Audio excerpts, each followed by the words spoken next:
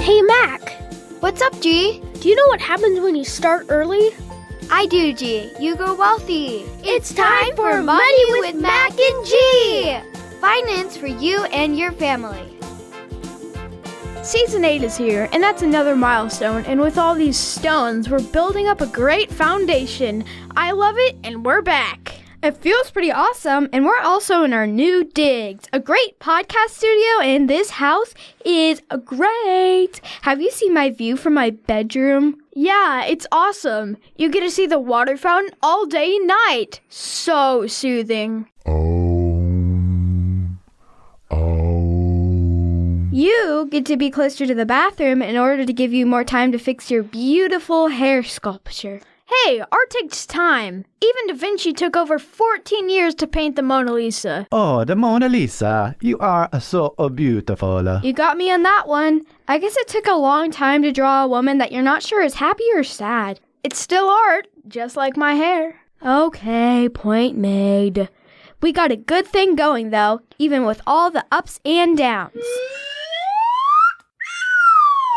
And we've had options because Mom and Dad worked hard, saved, and invested. Yep, I know that there are people who have it better and those who have it worse, for sure. But I'm thankful for what we have. Do you know that we've never known Mom or Dad before they had money? They didn't even have much growing up. Yeah, how would you like to share one bathroom in the morning between 5 brothers and a sister? Get your body out of the shower. Talk about being forced to learn how to share. Agree. Bet you didn't have a lot of hot water for showers. Uncle Brian said you had to be up early because the early bird gets the worm. Ouch, that's hot. Too funny. Then, both Mom and Dad lived with their parents for years after college because they couldn't afford an apartment. Did you know that? I didn't. I guess I need to go on more walks with you guys. How do you think they got from not having much to having options and money? Money, money, money, money. Do you think their parents taught them what they needed to know and do in order to get, keep, and grow money? You know, I don't think we've ever asked. I know what's next. Hey, Dad! How did you learn to be wealthy? Dad, where are you? We want to ask you a question. Yoo-hoo! I think he's heading in the basement again. That's his new sanctuary.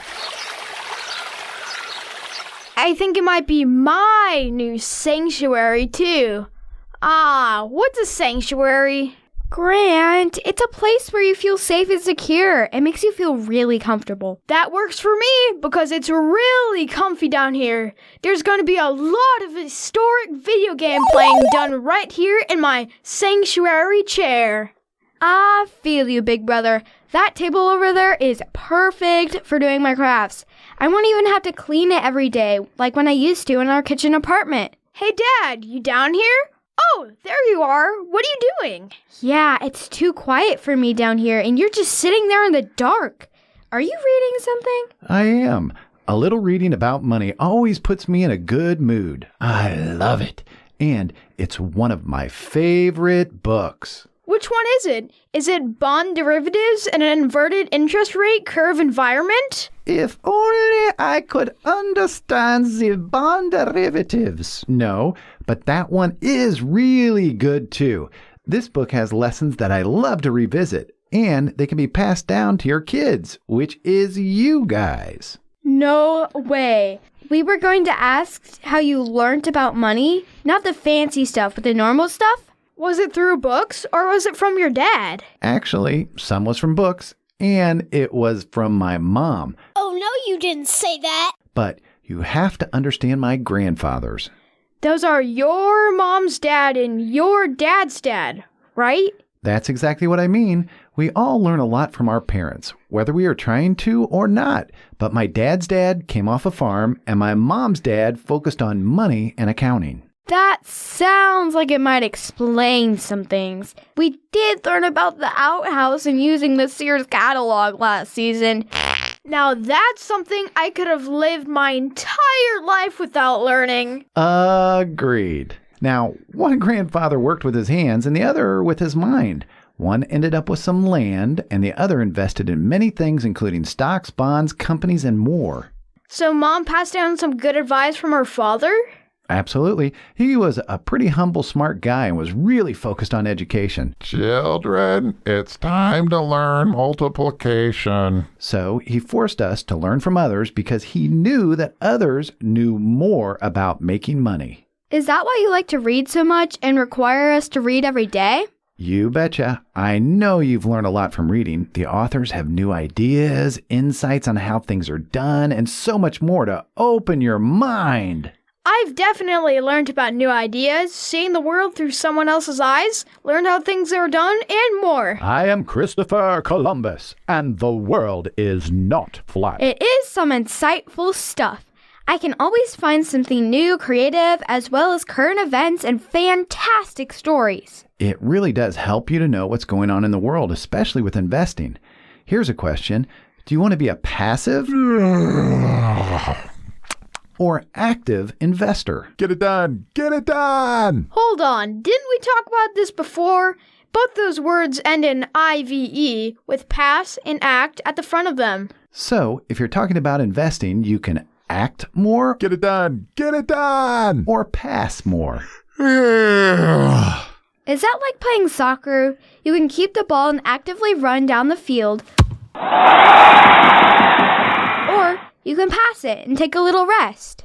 Wow, Mac, that's a great way to look at it. You can be actively looking at stocks and the world, or you can pick one stock, buy it, and then do nothing. That's passive.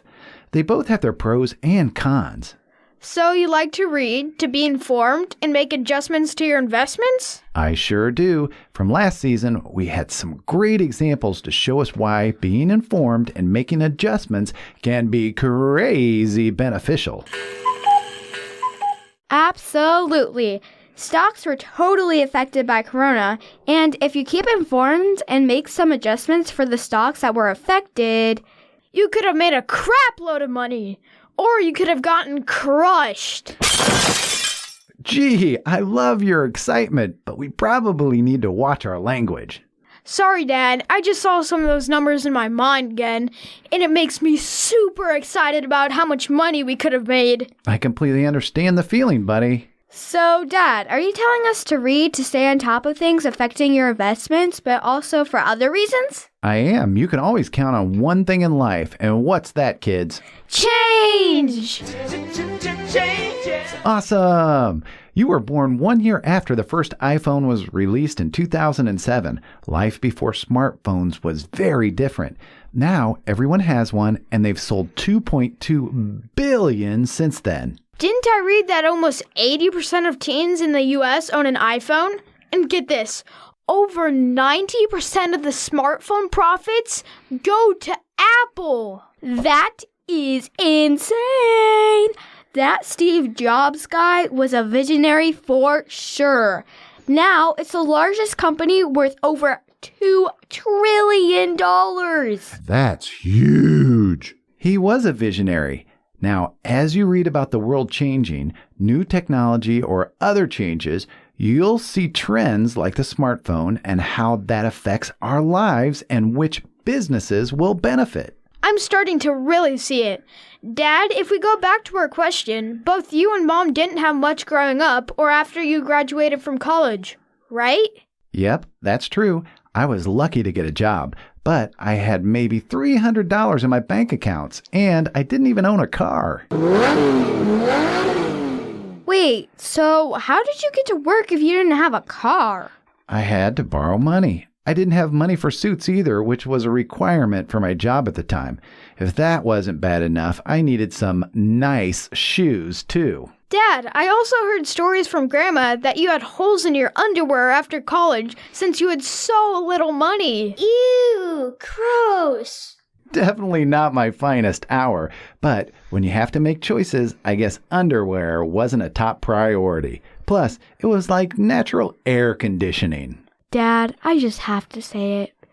Gross! Ew, gross. But it sounds like you dug yourself into a hole. You owed a lot of people money for your car, clothes, and other stuff. Yep, I couldn't afford an apartment, so I lived with my mom and dad. Yo, man, you're broke. It wasn't a lot of fun. Oh, I thought I had a big job because I was a CPA and didn't have anything. Mom didn't have much either. Why wasn't it fun? Well, I had to follow my parents' rules, and in college, I got to make my own rules, so coming back home was a little strange. And how old were you anyways? I was young, around 22. All my friends had apartments, went to the bars and restaurants, but I wasn't as lucky. I had to be home early and make sure my parents knew where I was all the time. Sounds like us right now. So, when you were younger, your parents didn't have money since there were 6 kids? That's true. Didn't I show you the video on how much kids cost? It's a lot! Then multiply that by 6. It's actually millions of dollars. Yo, man, you're broke. That's a ton! But we're so cute and lovable. Very true. But my dad worked his entire life. He was able to make ends meet, but he didn't have a clear idea of how to make money work for him.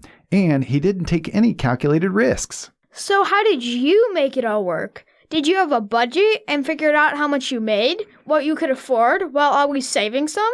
That's exactly what happened, G. So, the budget helped you get out of your money hole? Absolutely. I got some help from my parents by not paying rent. Then I lived by one idea early on. Spend less than I earn. That seems really simple. So simple, so simple, so simple. But that doesn't exactly make you rich. You're right, but it's the absolute first step you can learn.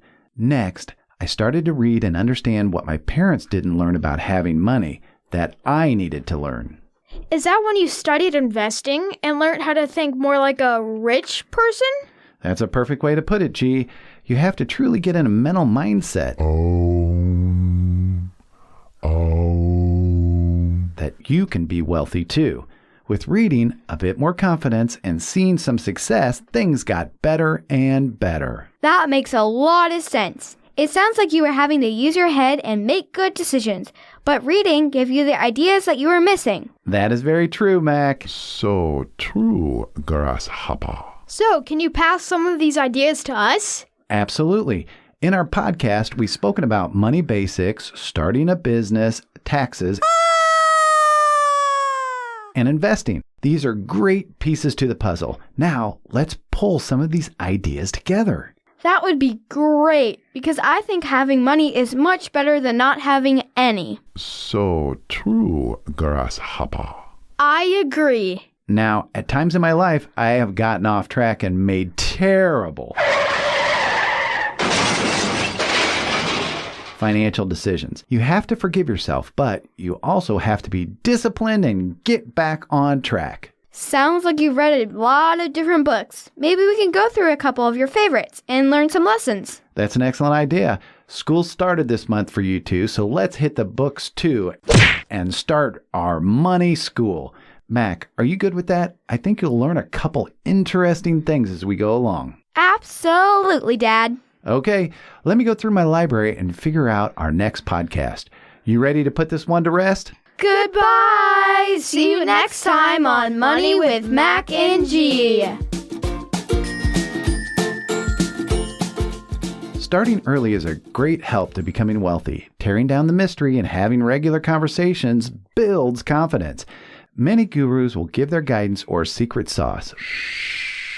It's a secret. But the lessons are very similar. I wasn't born into a wealthy family like many. We had obstacles to overcome. Learning from others who have done it and seeing success in small steps is very powerful, and it leads to bigger successes. Having the mental mindset is like having fertile soil to plant the seeds of becoming wealthy. Believing you can do it and taking the first couple of steps is going to be empowering. Coming from a family where both parents were from small towns, but neither had money or knew how to really get it, keep it, and make it grow can be tough. However, many have overcome odds significantly more challenging than mine. So let's get back to school with the kids, hit the books, and jump into some of the words of wisdom of books whose lessons have transcended time. Sometimes it seems incredibly simple that you may not believe it yourself. Let's open your mind, get you focused on money, how it's done, so you and your children have a significantly better chance at success. Bye!